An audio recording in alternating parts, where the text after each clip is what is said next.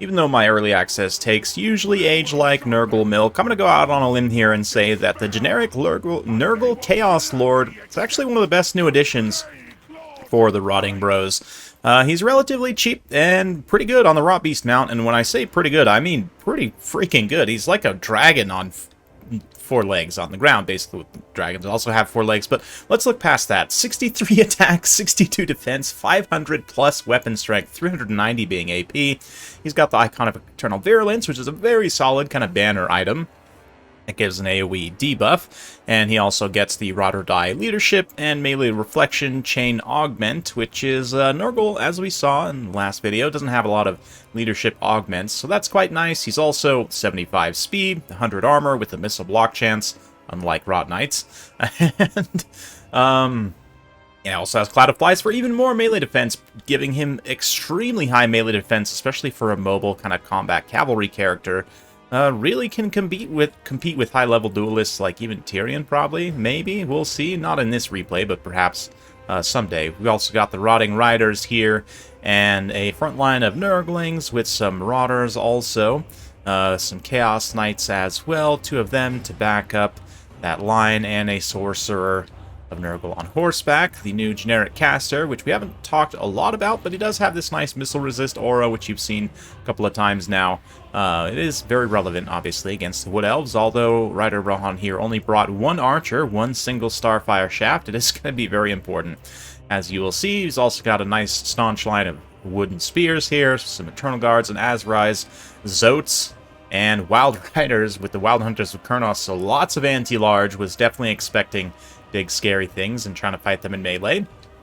Got some Poison Hounds working up and around the flanks, and let's get things rolling here as the Knights try and figure out how we're going to get at this here. Obviously, I want to use my infantry to go after these spears, try and bog down as many as we can, try and use the Hounds to draw away some of these mobile resources, but critically, on this left side, I'm busy microing the cavalry on the right side.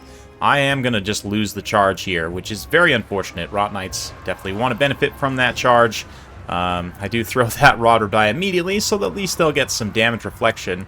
They also have their magic attacks removed straight up by the Zotes, which is important here. Physical resistance, of course, being one of the hallmarks of Wood Elves, but yeah, I'm forced to pull my Rot Knights back since I lost the charge there. On the other side, the Knights get a little bit of a better engagement, although the Hounds do get crumped a little bit there. I managed to get in and mostly crush those Wild Riders. The Zotes faring a little bit better. The Zotes were definitely a solid pick. And just the amount of anti-large here from Ryder Rohan in melee was not something I was necessarily expecting. I was definitely expecting more of a missile-oriented build, so that's going to be tough. But let's see how the Rot Bro can perform here. Again, the Chaos Lord of Nurgle is sort of the main highlight. And already, I feel like that... already the Rot or Die, the damage reflection, did get some good value, I feel like, especially considering I casted it on a lot of sort of low-tier, low-defense units that took a lot of damage, like those Nurglings, but critically we're able to get the Rot Knights back into a sort of backline cavalry fight with the Chaos Knights all together in a big ball. With that, we're able to do enough damage to terrify away some of these Wild Riders. The Regiment Renown, of course, does cause terror of these Rotting Riders, so like the Royal Rot Knight, Royal Altdorf Rot Knights. Anyway, I screwed that up, but it's okay. Yeah, Lord of Nurgle is definitely fighting here. Up to 71 melee defense, again with that Cloud of Flies. And just overall stats, I was pretty blown away by. Like, we'll compare him to some straight-up monsters after this, but he is quite the single-entity beast on his own. And again, given his price and how small of a target he is, that's big consideration for Nurgle. I say, pun intended. The size of a target, how much they're going to get shot at, just because Nurgle is probably going to get shot some. It does matter to a degree, especially for your Lord, right? But here, we're able to actually prevail somewhat in this cavalry fight, although some Azrai Spears do get over here and start to really kind of equalize things. But for the most part, the Zotes and the Wild Riders were able to be beaten by that kind of backline conclave of Rot Beasts and Chaos Knights, so pretty good stuff. That said, the infantry fight, we're just not able to really get through and get on these Starfires. You know, my sort of sacrificing of those Hounds early on, and I think a few of them still in tactical reserve back here, definitely could be very useful in trying to at least momentarily shut down these Starfires, or even pathing the Knights into them. Right now I'm kind of a little bit over-focused, perhaps, on trying to take down the Wild Riders, but I really need to shut down these Starfire Shafts. You can see me allocating some magic to it, but another Rod or Die being popped there. It's going to help, again, reflect a little bit of damage back onto these Azurai Spears. Not a lot, but some. And I've got some healing as well. Maybe? No? Zote's not any more healing? Spellweaver of Life, no doubt, has more Earthbloods and Regrowths in her back pocket. So, yeah, it's going to be a bit of a little bit of a grind. I do activate my Warhounds, try and chase some routing units here after I notice they've come back. The Rotting Riders also come back, and they unfortunately did lose their Blessing of the Rotten Lady here, their Blessing of the Fly Lord. Essentially, Blessing of the Lady it works the same way. It disables when they rout, so that's unfortunate, but still they'll be able to come back in, perhaps do a little bit of damage here. More than that, this Chaos Lord himself has basically taken no damage. Like, his defense is so high that he's just been absolutely chatting through this entire time. And he himself is largely, him and I guess the Sorcerer, propping up this balance of power pretty heavily. But let's see here. Rot Knights under fire from the Starfire Shafts. Going to charge in and finish off these Zotes pretty much completely on the single charge. And they're not going to do anything else because the Starfire is just feasting value here. Like, this one unit of Starfire Shafts has got 2,000 damage value due to my inability to shut them down and kind of misusing my mobility components early on. But man, oh man. Definitely feeling that. Rider Rohan, credit to him also taking a lot of mobility and very aggressively pursuing my mobility as a win condition has allowed those Starfire Shafts to just feast on value. But yeah, Marauder's going to try and get back and get at him. Continue to unleash that. Ooh, he kind of leaned into that one a little bit, that Plague Breath attack there. All while the Rot Bro, Bobulus, let's say. Is that a good name? Bobulus? I feel like that's a very Nurgle name. Because Nurgles are bros, right? Like, Nurgle's very jolly and friendly as far as the Chaos Lords go, right? He's just trying to spread his plagues and have a good time, even if that involves everyone else dying. So, Bobulus, yes, let's go with that. He's going to charge on back in here. Unfortunately, not fast enough to keep up with the Spellweaver's Pegasus, or Unicorn, rather. She does take the Unicorn here, according to Rider Rohan, because Rancid Visitations is quite nasty for sniping Lords here, and I can definitely see, or sniping casters specifically. I mean, if I had been able to snipe his caster effectively, it definitely would have changed things. Probably. I mean, he's been able to output a good amount of healing, but let's see in this late game. Did get a nice late game fecundity there, refreshing vigor. Not that it does a lot, but it does help some, and again, in multiplayer, the Nurgle's army abilities need some fine-tuning. It definitely works much better in campaign, I will admit. Actually, having played some Nurgle campaigns and realizing the issues with it, which some of you helpfully pointed out, which is, I mean, I'll say this. I hadn't played more than, like, 11 turns of a Nurgle campaign before, just because I didn't enjoy it, and I generally don't play things I don't enjoy. Like, I just have a hard time sitting down, forcing myself to do it. So I didn't realize until recently that, yes, in Nurgle campaigns, a lot of the time you actually weren't taking that much damage and you weren't healing that much, but on the flip side, you know, the current system makes Nurgle significantly weaker in multiplayer, because it makes you weaker to kite, which you already were weak to kite, because if you can't get in range to debuff someone, you just die.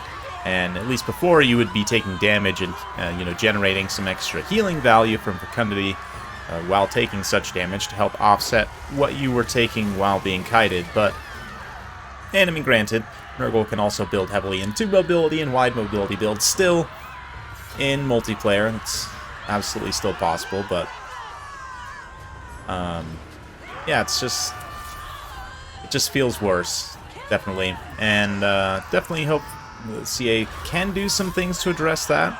I don't know if it's possible for them to split. I know a lot of people talked about multiplayer, single-player balance splits, and there are some very rare instances where it's already the case. Like, for example, in multiplayer, Karl Franz can dual-wield both of his legendary weapons because reasons, balance reasons.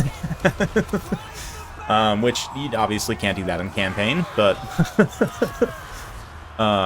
anyway, yeah, it would be interesting to have, I don't know if it would be possible to change it back, but just to have Nurgle's army ability charge up faster in multiplayer, I think is definitely necessary, because, like, as it is, you're lucky to get 2 Fecundities in a single battle, at least in my experience in a land battle. Domination's probably going to be different, but certainly in multiplayer land battles, it doesn't feel great, and things could be better.